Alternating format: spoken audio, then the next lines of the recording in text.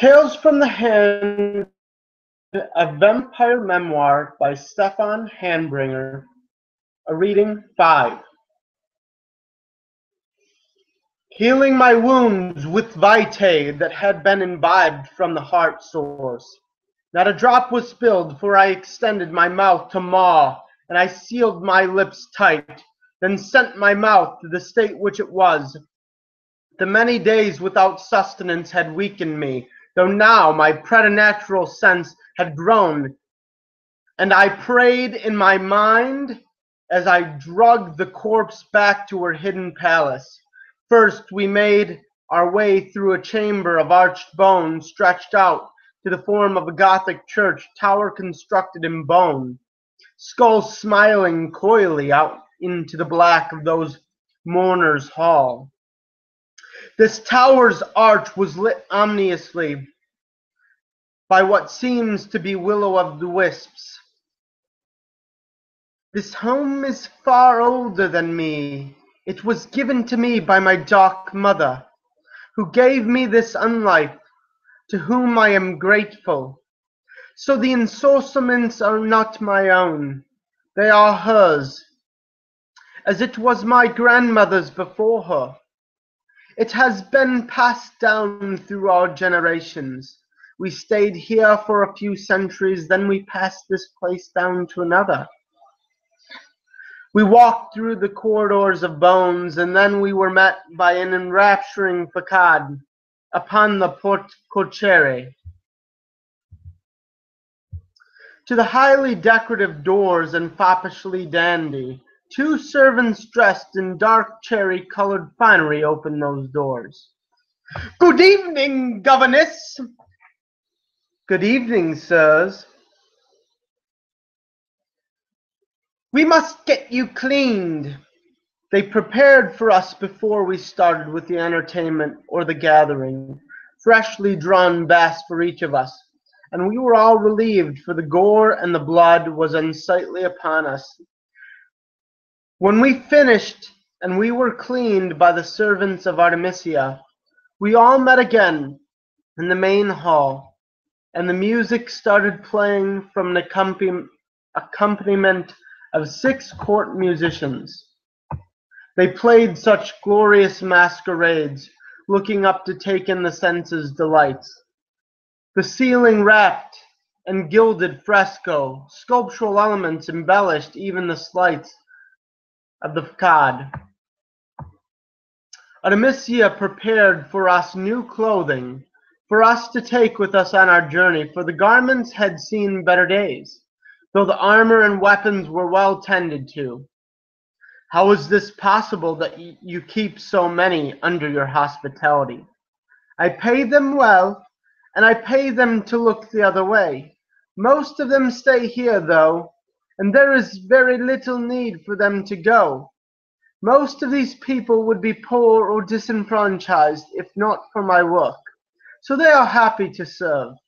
It is far better than the short, brutish lives they would lead elsewhere. Here I care for them.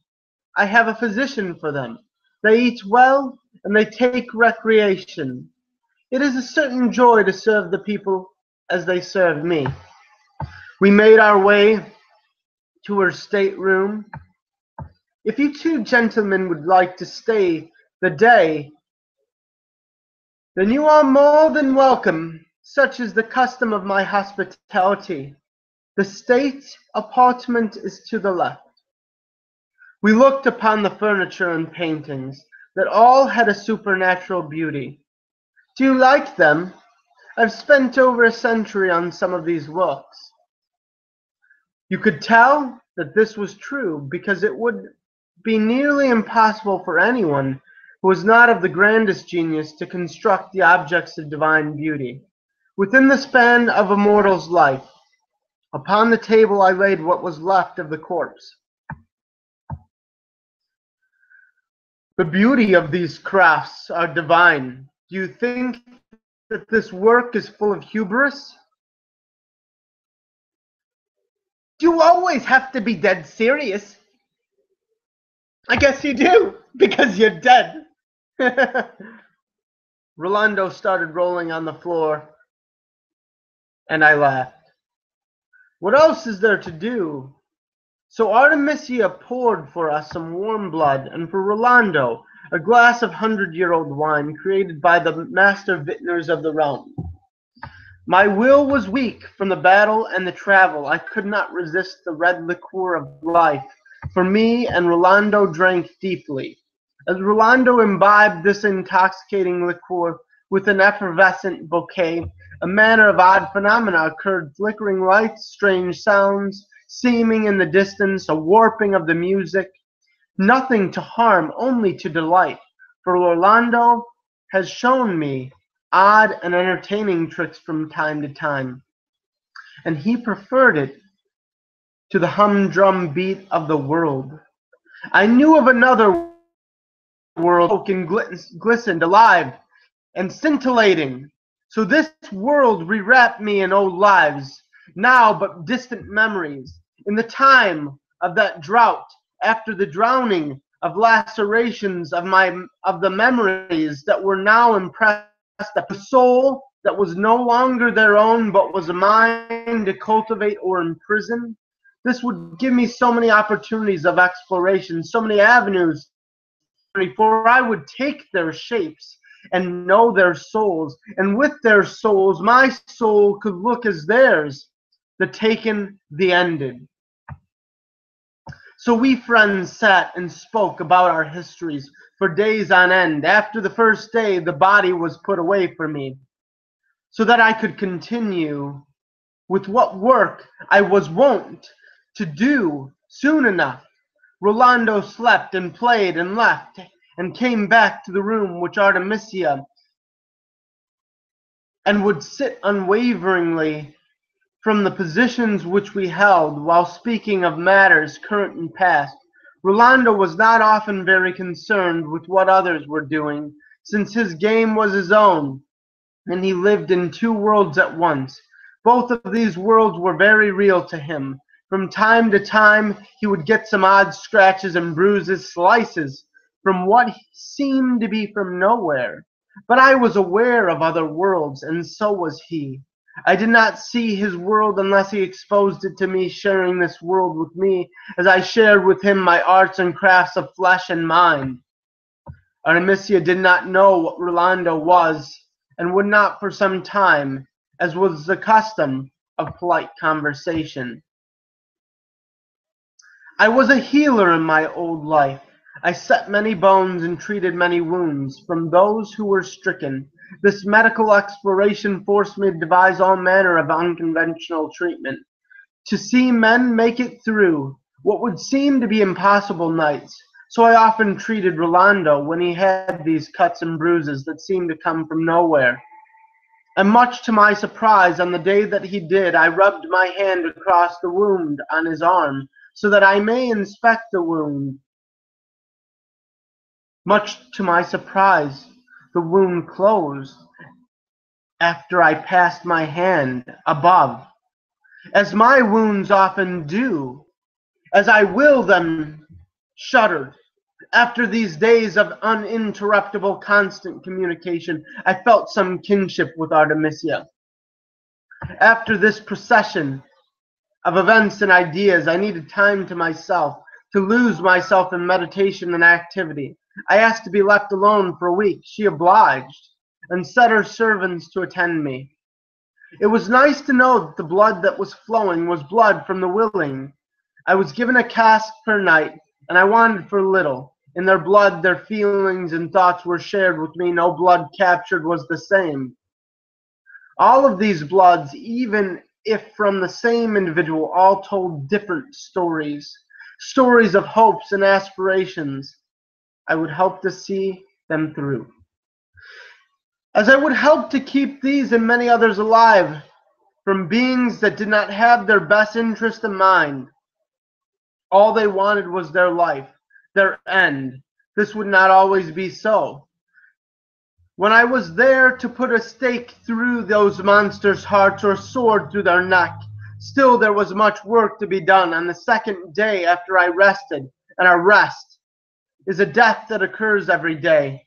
Unless we are threatened, then we might rise anew as the evening would freshen us. This week was dedicated to an exploration of my form, of the attributes of this curse. On the second night of the second week within Artemisia's manse, I had the servants bring the well-preserved corpse of Arnold, our assailant, to me. Then I began to will the broken bones within my hands to rejoin this flesh, this bone. I mended some of the scars. I removed this thing's fangs, and I put them to the side on the table. I continued the meticulous operation. I removed the flesh simply by sliding my fingers across the leg and willing the skin first to burst open, the fat thereafter, then the muscle, collagen, the beautiful femur was left in this display of will to flesh, the cathedral of the body now drawn dehiscent. It was incredible, and the things I could do with my touch and will, how the flesh became my home, and my ability to craft is beautiful music. So I played intently intense. I was able to make the corpse more attractive by stretching and pulling the skin, thinking carefully about symmetry and proportion. The next experiment I performed was mangling the face and turning the face to putty and a grimace. Carefully I returned the face back to its original state before I started, and the day was done. I supped upon a cask of blood. Even as I did sweat blood from the night's activities, my mind raced. Then I fell into a dreamless sleep. But when I awoke, I was not quite myself. Arnold had thought that one day he might face such a horrific end, and he planted in his subconscious a logic bomb, and I was facing it. He hoped to destroy the one who consumed his mind. And for that entire day I screamed, "Ah!" Until at once the consumed Guillemot supported me to regain control of my will, since the soul felt it would do us no good to be caught in an eternal scream. My companions came to me, and they were able to do nothing for me, as I was not aware of them that day. So they locked the door and barred it, knowing little good could come of a vampire gone mad, nor incapable of controlling themselves. On the fourth day I stopped screaming, and I noticed I was locked in. So I rapped upon the door, and a servant answered. "Good day, sir. Do you have your composure?" "I do. You do not hear me screaming any more, do you?" "No, sir, I do not. I will let your companions know of your state." So the servant went and told Rolando and Artemisia of my recovery.